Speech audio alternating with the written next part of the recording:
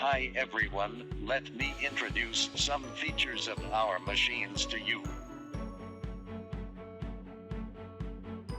This is a single injection cylinder machine, which has only one injection cylinder on the injection unit in the middle, connected concentric with a screw and plasticizing motor.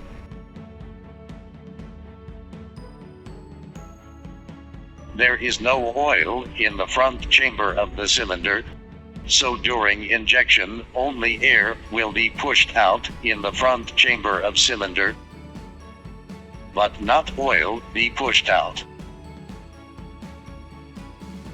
Resistance of return oil, which is affected by oil temperature, size of valves, size and length of pipes, can reach 10 kg per centimeter square generally. If shooting speed increase, resistance will increase accordingly.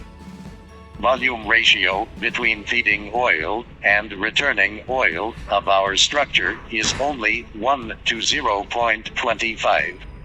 That is to say, when 100 liter oil feeding into the cylinder, only 25 liter goes to returned.